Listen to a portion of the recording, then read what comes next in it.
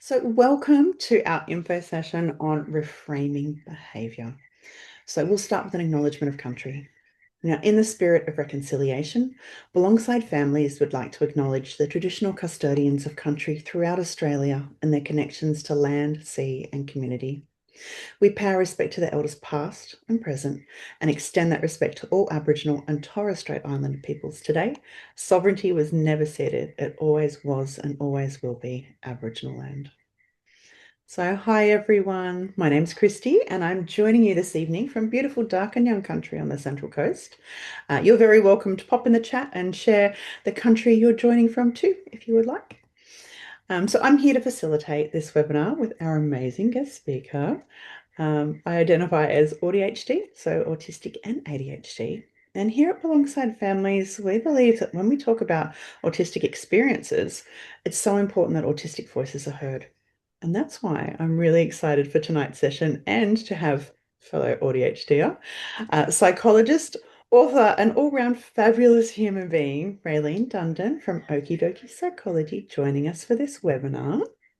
So tonight, Raelene will be sharing her insights on how to understand when your child is trying to tell you during hard moments and kind and gentle ways to support your child when everything feels too much. And maybe how to see your child's actions as communication and ways of coping and not bad behavior. So it is fantastic to have you join us, Raelene. Let's get into this session, shall we? Thank you, Christy. Hello, everybody. It's a pleasure to be here again. It's always wonderful coming and joining you, Christy, to share information with your families. Let me just share my screen and we'll get this slideshow happening. So, as Christy said, we're going to talk about reframing behaviour today. It's a tricky topic, but something that I think is really important to talk about. And obviously, for families, is something that comes up over and over again in terms of supporting their children and young people. Thank you, Christy, for your acknowledgement. I will just acknowledge the traditional owners of the lands that you are all on, wherever you are in Australia, and the Aboriginal and Torres Strait Islander people that are participating in the webinar, and also pay my respects to elders past and present. I won't go on about me. As Christy said, I will provide the slides, but I am ADHD. I am late diagnosed.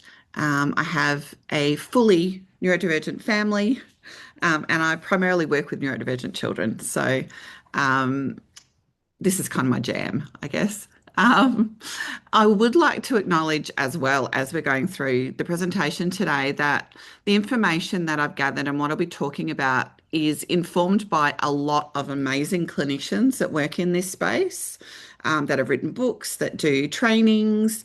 And so this is a list of some of the people that I'm inspired by, and certainly informed by in terms of my work and what you'll be hearing about tonight. I also just want to say that tonight, and it's only a snippet, we've only got a short amount of time to spend with each other tonight, but do maybe prepare yourself to be challenged a little.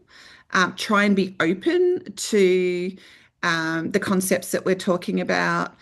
And thinking about perhaps how you could be doing things in a different way if some of the things that I talk about are different to the way that you currently understand your child's behaviour and support them. And I think it's really, really important to recognise, and this Maya Angelou quote is my favourite ever, that we do the best you do until you know better, and then when you know better, you do better.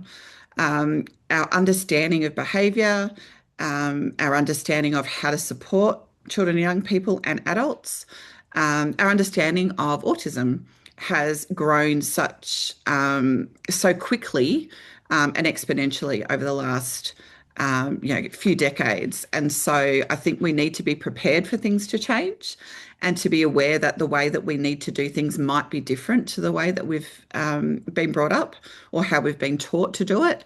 And it's okay. It's okay to have done it in a way that maybe isn't the best way, right now, and to think about how we can be doing it differently. All right, so why are we rethinking behaviour management in the first place?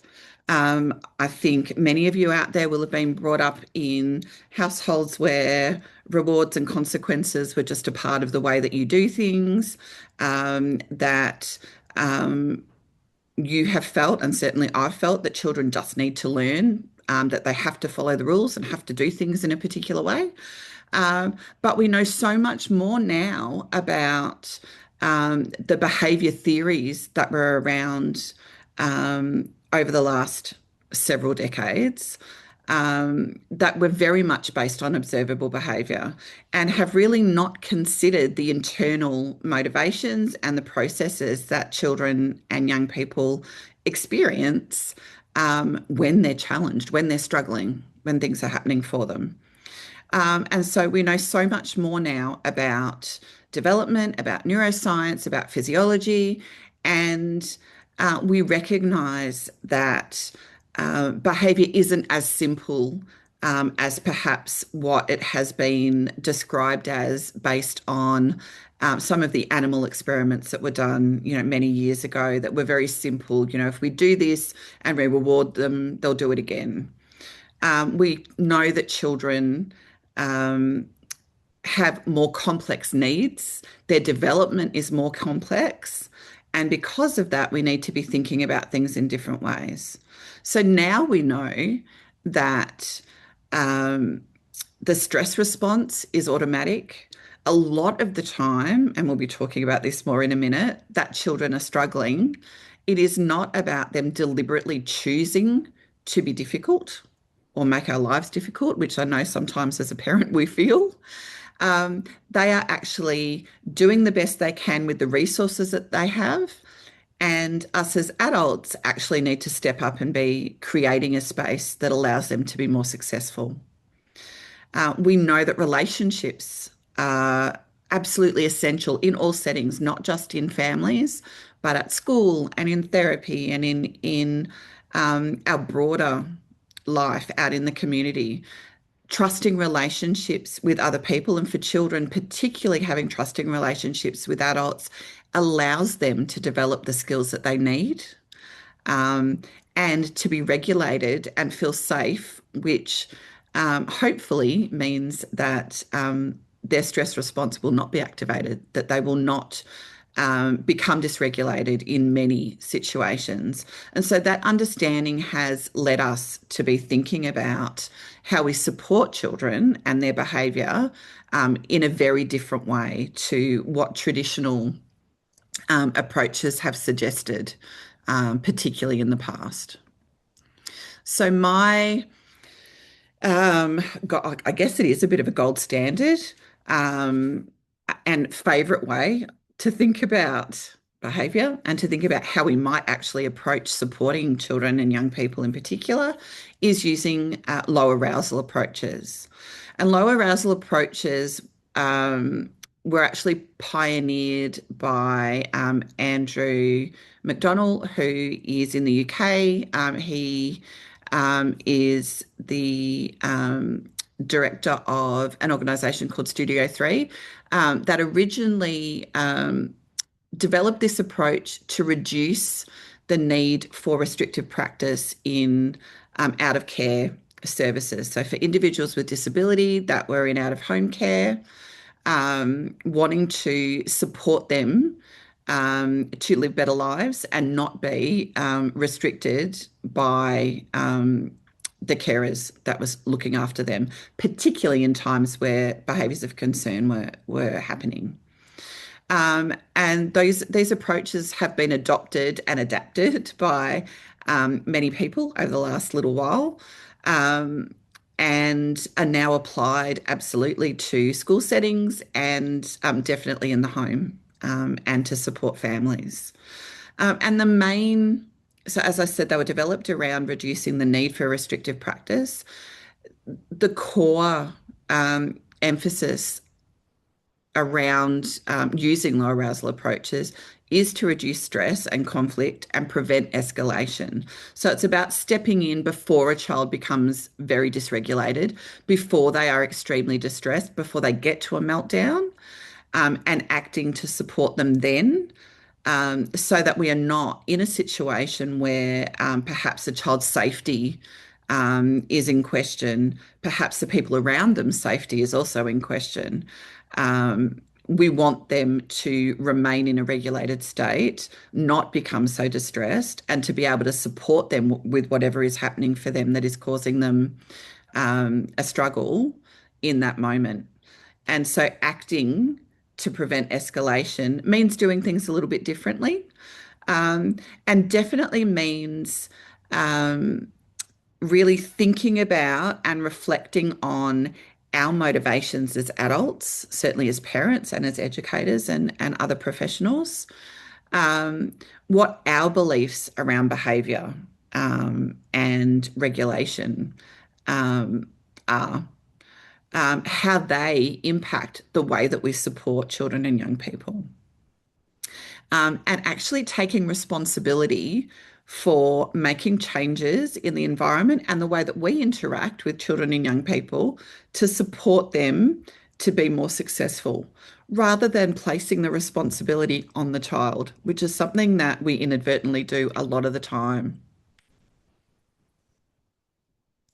All right, now this is, and I'm hoping that many of you have seen this before, another gold standard thing, but I just, in terms of explaining what's going on in brains, our own brains as adults, but also children, um, when they become dysregulated, the hand model of the brain. So Dr. Dan Siegel came up with this concept, and it's fantastic, really just to illustrate that when we think about the brain and we think about what happens when we become stressed and dysregulated, if we consider the brain stem as the palm of our hand here, and our thumb as the limbic system, that emotion center, and our fingers wrapping around are the cortex.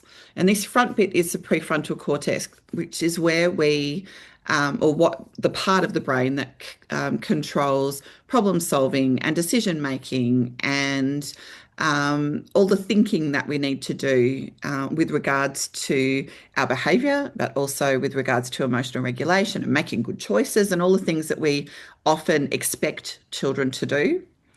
And when we become stressed, children and adults, what happens is that we flip our lid. And the connection between our brainstem, that survival part of our brain, and the emotion part of our brain, and the thinking part of our brain all becomes really murky. And because that thinking part of our brain is not connected well, we're not able to access the strategies that we've learnt. We can't problem solve. We can't make a good decision because we're being driven by these automatic parts of our brain. And so if we think about this happening whenever a child is becoming dysregulated and distressed, it can help us understand that these aren't deliberate choices. These are children that are being driven by that automatic part of their brain. They're not making a conscious decision to make things difficult. And it also illustrates why that concern that we have about rewarding a child's behaviour in the moment is actually really not relevant, because that thinking, learning part of their brain is not connected well. They can't learn. They're not going to be reinforced into screaming and crying and getting upset again next time they want something. It's not as simple as that. And that's something that's really important for us to be aware of. I'm sure that many of you will have heard of Ross Green, and the idea that kids do well if they can. And really, what we're talking about here is that when a child becomes stressed, it's usually because the expectations being placed on them in the situation or by the people around them exceed the skills that they have to actually be able to respond well. And because of that, the stress response is activated. So if they don't have the skills that they need yet, which often happens, or they can't access what they've learnt because they're in a heightened state and they've flipped their lid, then they will do whatever is available to them. So they're using that survival part of their brain and they will do whatever they can, which might be run away or yell or hit or swear, whatever it is, um, because that's all they can access in the moment. And I think the biggest message through this, and obviously it's a positive one, thinking about, the kids do well if they can. So if they're not doing well, there is a reason for that. They're struggling. And if we think about those situations in terms of a child struggling rather than them deliberately doing the wrong thing, it changes the way that we approach the situation. And it's quite a positive one in terms of recognizing that we need to think about what that child needs to learn, or perhaps what further development needs to occur for them to get to a point where they can manage better. And that will happen, it just hasn't happened yet. Now, I think it's also important to recognise that there are lots and lots of reasons why children might experience their stress response activating. It might be about previous experience in a particular situation. Perhaps they've gotten in trouble for doing something previously at home, and so they're placed in that situation again, and they think, "Oh no, I'm maybe going to do the wrong thing and get in trouble," and that's going to create a situation where they become stressed. They may be impacted by sensory sensitivities in their environment, and we know that for autistic individuals in general that have an aversive response to particular sensory stimuli. So, for example, loud noise, they are going to become dysregulated and distressed if they are exposed to that particular sensory stimuli. A child might feel unsafe, and that isn't just about the physical environment being unsafe. It might be the people that they're with, or the environment in general. That could be to do with sensory factors or other factors that mean they're with maybe adults that are unpredictable and that they don't feel safe with or that they can't trust. That's potentially going to activate their stress response. Certainly, if they experience anxiety, that is going to have an impact. If they know they don't have skills in a particular situation, I think most commonly being in a classroom and being asked to do something that a child is struggling with, their stress response is going to be activated in that moment where they're being asked to do something that they know is hard and they know that they don't do well. Often that feels like they're deliberately avoiding and deliberately causing a problem. And they may not want to do it because it's hard, but that emotional reaction that they have isn't something that kids enjoy having. It's part of their experience in that moment and the way that their nervous system responds to the situation. Dysregulation in general, which can happen because a child's gotten hyped up about a situation, or perhaps is really lethargic and has no energy to do anything.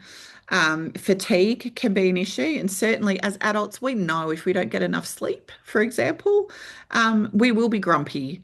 We will be easier. It'll be easier to, push us over the edge, and we'll snap or, say something in an angry way, or burst into tears, perhaps. It's the same for children. And hunger. I'm sure many of you have experienced being hungry. I certainly do. That's going to impact on our children and young people too. So there's lots of things that can make a difference in terms of a child responding in a way that elevates their stress response, and remembering that these things can combine as well. And so all of these different layers of perhaps lots of different factors are going to have an impact on whether a child can cope in any kind of situation. So it's important when we're thinking about this idea of the low arousal approach to reflect on our own attitudes. We might be worried that if we give them what they want when they're crying or carrying on, that we're letting them get away with something, that we need to teach them, make sure that we teach them a lesson. If we back down, they'll walk all over me and, I'll never be able to get them to do the thing. And those anxieties and thoughts as parents are really, really common, but they stop us from seeing a child's behaviour in a way that we need to. As I said earlier, when we attribute a child's behaviour to something deliberate, we approach it very differently to when we can see that a child's doing their best and they're struggling. So asking ourselves, why do they need to do the thing, perhaps, that we're asking them to do? Is it just because we've told them to and we're hanging on to the power associated with that? And we think, no, we've got the authority and we need to make them do it. Or just because we like it to be done that way and it's the way we always do? Or is there safety or something else in play that means that we really need them to do it in a particular way? If it is just because it's always the way, or no, I'm getting my back up because they're arguing with me, it's really important for us to rethink what might be going on, because it might actually not be the end of the world to let them just do it their way. And this diagram that you can see there is a really great representation of that reframing of behaviour and thinking about things in a different way. The illustrator that's created this, his name is Kristen Wines, and some of her work is freely available online. So, and you'll have that in the slides as well if you want to have a look and see if you can get a copy of that visual. Now, it's also important for us to remember, and this is again about us, that emotions are contagious.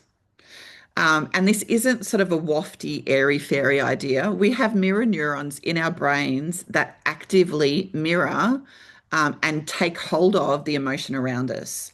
I don't know if some of you may have been in a situation where you were kind of feeling okay, and maybe you've come home and walked into family members having an argument, and you immediately become dysregulated and feel angry as well. That's your mirror neurons working. So what we need to be able to do as adults when we're caring for children is learn to regulate ourselves and find a way to be calm in situations where there's conflict, to support our kids to actually be able to regulate as well. Now, when we actually think about regulation, I think it is important to just to note that regulation isn't about being calm all the time. Regulation is matching our arousal level with what we need to do. So if we were about to run a race, we wouldn't want to be all calm and and totally blasé about everything. We would want to be hyped up, ready to run and have lots of energy. And that would be regulated in that particular situation. But usually when we're in a situation where someone is distressed or in conflict, bringing them back down to being calm is going to be the aim. And children learn to do that by having adults that are regulated for them to co-regulate with. So we need to be aware of signs that we're becoming stressed or dysregulated and find ways to be calm, which might be about taking deep breaths. It might be about taking a moment before you deal with a situation if there isn't a safety concern. Going away, taking a deep breath, going, okay, I can do this, and then coming back is better than jumping in when we're heightened, because we're going to end up escalating them as well. And focusing and practicing being able to come into situations is really hard when your child is distressed and they might be yelling at you or angry with you or upset with you. It can be hard to come in and just be calm and not react to that.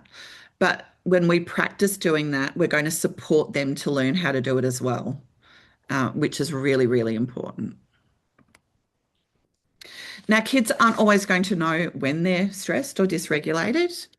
Often as adults, we have a better idea of what's going on. Now, obviously, we can't see what's happening inside, but often children will have behaviours that we know they engage in when they're becoming dysregulated or distressed. And they will be very individual to the child. But so some very general examples are things like fidgeting or pacing. Sometimes our kids will start stimming because they're needing to regulate themselves. They might get hot. They might start becoming a bit argumentative. They might start raising their voice when they're talking to you. They may be becoming anxious and engage in repeated questioning about something. So thinking about what it is that gives you a sign that your child might be becoming dysregulated. And it may not look anything like this list. It might be something very individual. That's okay. Is really important for us. Now, obviously, there will be times where our kids it feels like they escalate at the drop of a hat, and we don't have time to recognize that. And that's okay. But when we can see the signs, if we can step in before things get escalated, we're going to make a really big difference. So watching for those and thinking about how to identify them makes a big difference. Now, one of the big things about low arousal approaches, as I said earlier, is about adults taking responsibility for what's happening for the child. Now, that doesn't mean we just excuse everything they do, and certainly doesn't mean that we condone them hitting or hurting someone or breaking things. But in the moment, our focus needs to be on de escalating and resolving the situation as quickly as possible. Then we can figure out what we need to do to support the child better in the future. So, in the moment, one of the key things around low arousal, or within low arousal approaches, is what can be seen as giving in. So, if a child is becoming escalated because they want ice cream for breakfast, is it better to just let them have ice cream and manage the situation and get them off to school or kinder or whatever it is, than stick to your guns and say, no, you're not having ice cream. Ice cream is absolutely not a breakfast food, and have the child go into meltdown, and then you might not even get to school because they become so distressed and you're distressed and it's all a nightmare. It's about, and obviously we're all going to have different ideas about what's essential and what's not, and what things we can let go and what we can't. But we're making a strategic decision in those moments to de-escalate a situation. So it's not giving in just for the sake of it. It's recognizing that if I do this, it's going to resolve this situation straight away, and everybody is not going to be super distressed. And then as the responsible adult, I can go away and think about what led to that happening, and if there's anything that I can do to make sure that tomorrow we're not going to have an argument about them having ice cream for breakfast. So it's about thinking in the moment about making a change to then be able to manage the situation better. As we said earlier, we're talking about flipping our lid. Giving in that moment is not going to reinforce or reward the behaviour, because they're not in a state to learn. Their thinking brain isn't connected. Now, I'm not talking about buying the $500 Lego set when the child starts to get dysregulated in Kmart.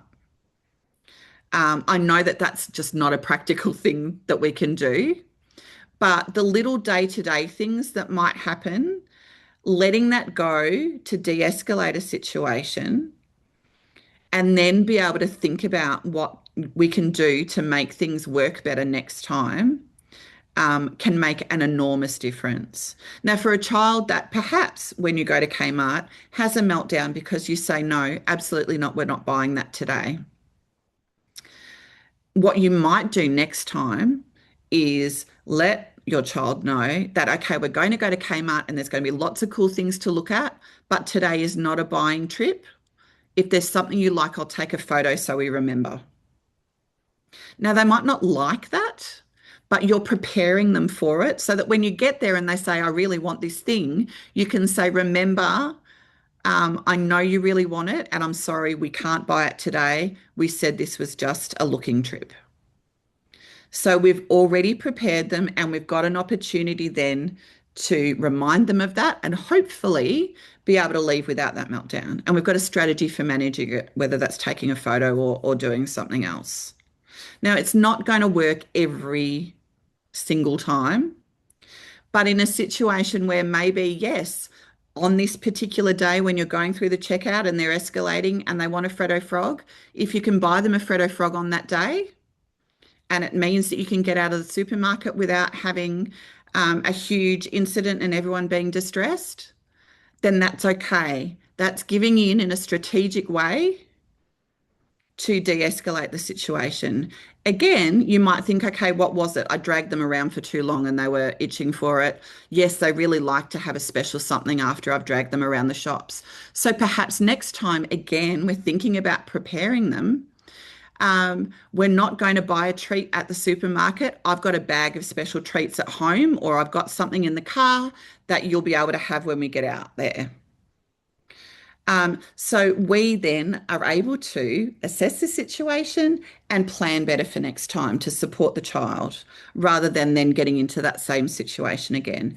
That's what low arousal approaches are about. What we also want to do is be setting children up for success. So, like I said, preparing children in advance can be a really great thing to do. But also adjusting our expectations is important. So if you've got a little person that does not cope with being at the shops more than half an hour, we need to not take them for a 2-hour shopping trip to try on clothes. We're setting them up to fail. Now, if it's not something that we can do when they're with us, but we have no time without them to go and actually do that, we might need to, until they're able to manage it themselves, shop online and just be prepared to try things on and return them. Because otherwise we're going to be repeatedly putting ourselves in a situation and our child in a situation where they're just going to continue to be distressed, and you're going to all have a horrible time because they don't yet developmentally have the skills to manage being there for that extended period of time. We may also just know that if our child hasn't had a good night's sleep, that we're not going to be able to ask them to do particular things or do particular things that day because they don't have the spoons, and it's very likely to lead to them escalating. So we might need to adjust our expectations from that point of view and save it for the next day when we know we can ask them to do something and they'll probably be okay. So it's recognizing that fluctuating capacity, recognizing that there's going to be times where our needs or what we want is not going to match with what they're capable of doing at a particular time. And that still doesn't mean that they're never going to be able to do some things, but it means that we need to adjust until they are capable of doing the things that we want. We can also be working towards providing structure and predictability. Now, that pre-planning or letting a child know what's going to happen beforehand is a way that we can do that.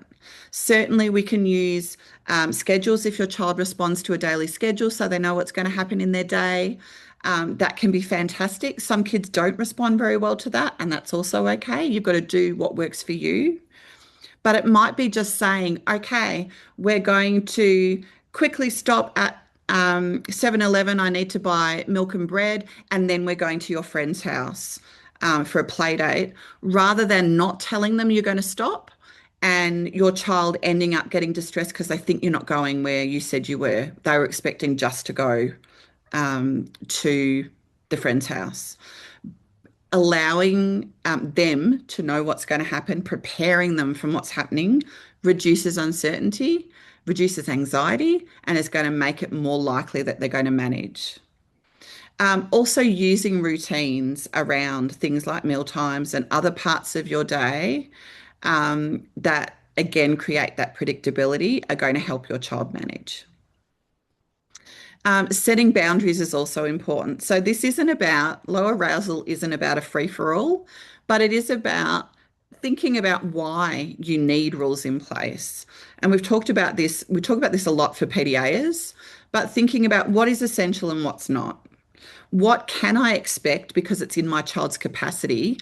Can I expect them to unpack their bag when they get home from school? You absolutely might be able to do that. But there might be days where you know they're just not going to be able to do it, and you might choose not to worry about it on that one day because they're exhausted and they're not going to be able to do it and they're going to get overwhelmed and get distressed. So thinking about it's okay to have rules, but being aware of those times when a child may not be able to cope with it and need more support. And also thinking about, are there things in your life that are actually just about, it's just the way it's always done? And, can they be let go? We also want to be providing opportunities for autonomy and for choice wherever we can. Even if it's just a choice of what socks to wear or, a restricted choice that's around two things that you're quite happy for them to do for the afternoon, but you let them choose which one.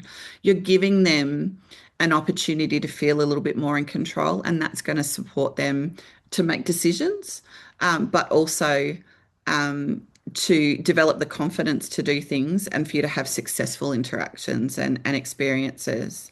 So we need to be really aware of what does my child need to be successful. Now, and that doesn't mean that you can't let your child fail. It doesn't mean that you have to always let them win in a game or always make sure that things happen the way that they want it.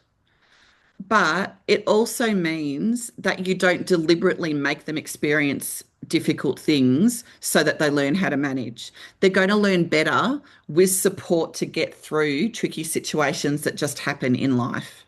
Because our kids face enormous numbers of challenges every day. We don't need to manufacture them. We need to set them up to be successful. Now, when challenges do happen, as we said, we need to co-regulate. So we need to try and stay calm. And I know it's hard, but we need to practice. Acknowledging how your child's feeling so that they feel validated and they feel seen. You're not dismissing that they're upset because it's a real feeling for them. Even if it's something you think is ridiculous, it's their feeling and it's real to them. So we need to validate that. And we can let them know that they need to go and have some quiet time. And then you can talk together or figure out what it is that they need. Supporting them to go somewhere to calm down and staying with them if they need you to is okay. It is okay to give your child attention when they're distressed. Again, it's not something, the idea of attention-seeking behaviour is just really not a thing. If a child needs you, they're needing connection, and we can give them that and let them know that they're loved and still not tolerate the fact that they've hit their sister or whatever it is. Kids know they're not supposed to do those things. We don't need to be removing our love and support in that moment to teach them a lesson. If they have hurt someone, it's okay for you to go and support that child and then come back and let them know you're doing that. I'm going to go and check on them while you calm down and I'll come back. So that they know that you're still there for them. But the priority is this other child that's been hurt. That's okay too. And when they're calm, which might be the next day, often it's not the best thing to jump in straight after because they might look calm, but they might not be. If they're able to talk to you about what happened, maybe you can do some problem solving together and figure out how to make the situation work better. You can absolutely do that even in situations where you have given in to de-escalate, talking to them about what happened and why they were getting upset, and that, okay, next time we're not going to be able to do that the same, so we need to be prepared. Is absolutely okay if you've got a child that's able to engage in that way.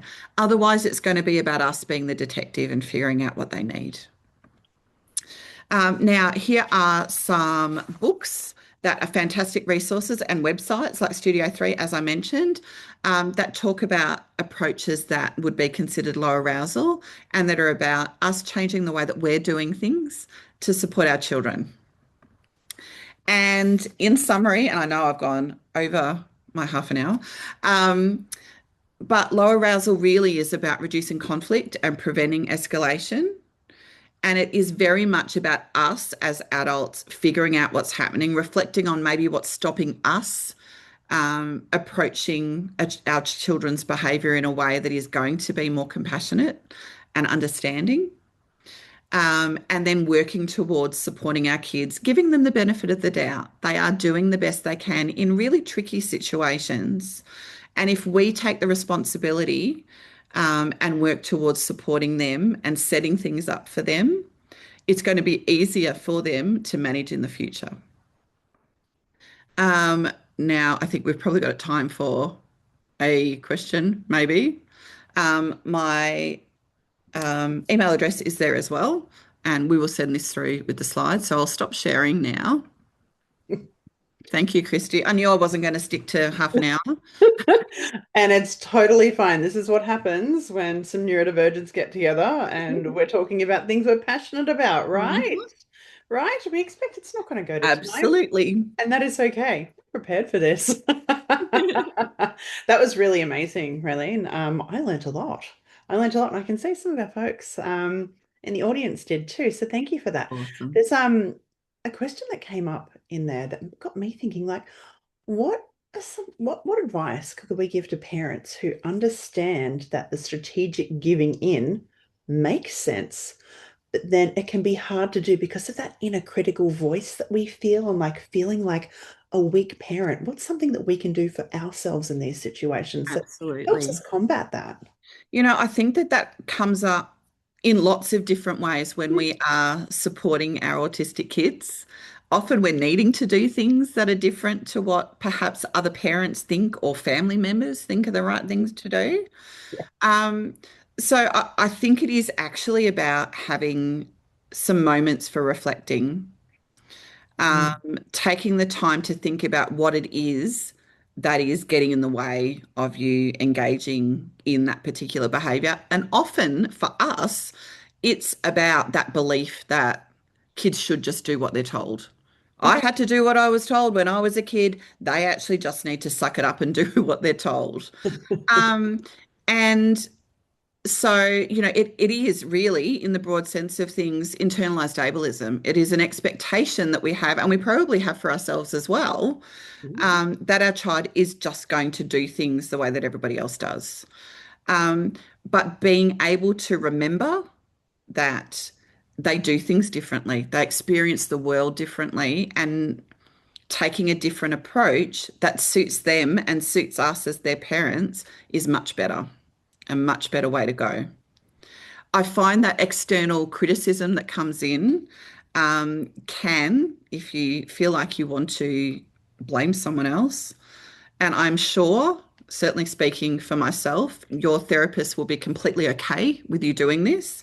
If someone criticizes you, you just say, my psychologist said that we needed to do it this way, or my speech pathologist said this, or the teacher at school said to do that. And you remove it from the judgment that's being placed on you, Mm. and you just go, sorry, like this is how we do it. I've been told that this is the best way. And Mm. that can just be, it can roll off the tongue, and it generally speaking will shut down most people. I love that. Referring to like a script that you already have inside your brain Absolutely. ready to go, and you're like, do you know what? We're referring to the professionals who've given us this advice. Yeah. I absolutely love that so Yeah. much. Um, and I think for our last question, and this is always a tricky one, but what bit of advice would you give for parents who are doing the best they can with what they've got? Like, what bit of advice would you want parents to take away from this tonight? I I know think I threw you a curveball. that's okay. That's okay. I think the biggest thing is if you, after today, just start to be curious about what's happening for your kids and why they're doing what they're doing.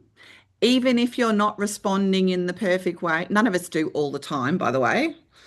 Um, I'm going on a side quest. Very often have had parents say to me, well, you're a psychologist, you must be perfect as a parent.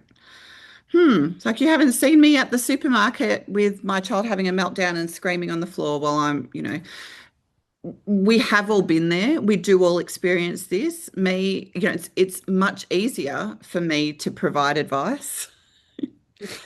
It's still hard. Now, my kids are in their 20s now, so I don't deal with that currently, but with them having a meltdown over an ice cream currently, I don't take them to the supermarket anymore, so I've gotten out of that. Um, but I think if you can just start, just start with that one thing. Just start with if the immediate thought that comes into your head is, oh, they're being difficult. Oh, I'm having a really bad day and they're making it worse.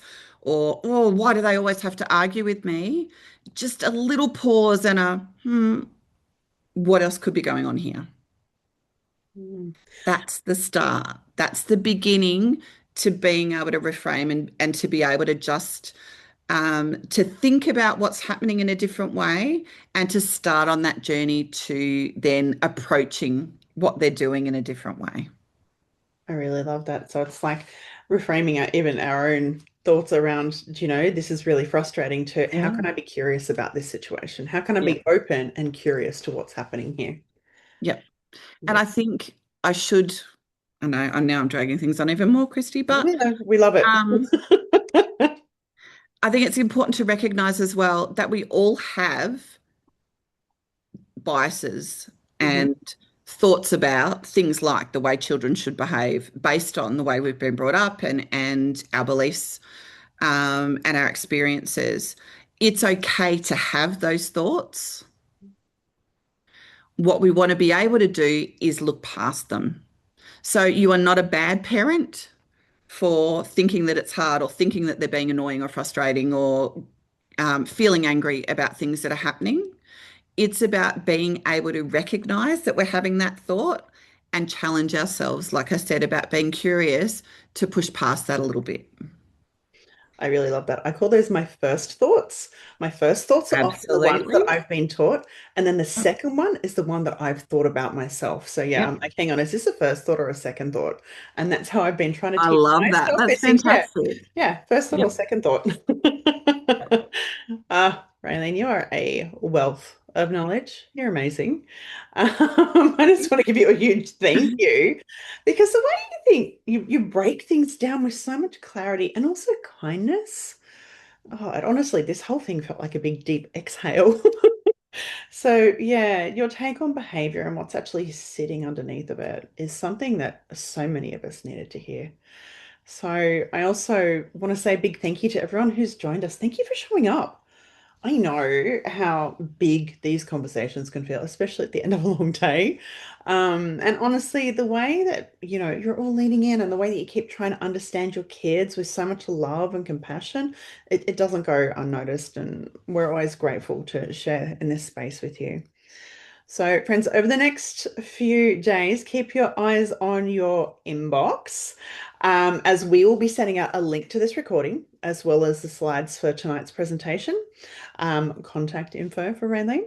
And Ginny has, sorry, our other staff member has just popped into the chat a link for tonight's survey. If you folks can fill that out, that would be greatly appreciated. It helps us meet our funding targets and helps alongside keep our webinars free. We love doing this, So if you can take a moment to fill it out, that would be fantastic. Thank you. And look, we would love you to stay connected with us. You can follow us at social media up alongside families.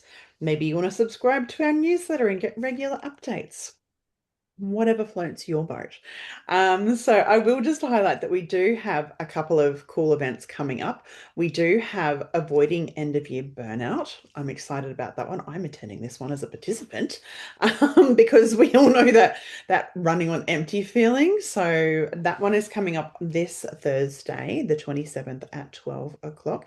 And you can sign up to watch it live or watch the replay. And then we also have a fantastic a virtual autism my time group, and you can come in here and talk to other parents about everything related to parenting autistic and neurodivergent kiddos. So yes, check those out. Otherwise, you can just find our website alongsidefamilies.org.au. And once again, thank you for joining us, everybody, tonight. Thank you, Raelene. You've been amazing. Yeah, we really look forward to seeing you folks at a future Belongside event. Now, maybe go grab a cuppa, maybe a chocolate biscuit. And remember that you deserve to take care of yourself the way you care for everybody else. Okay? So have a great week. Good night, lovely humans, and thank you for joining us. Thanks so much, Raelene. Good night, everybody. Thank you.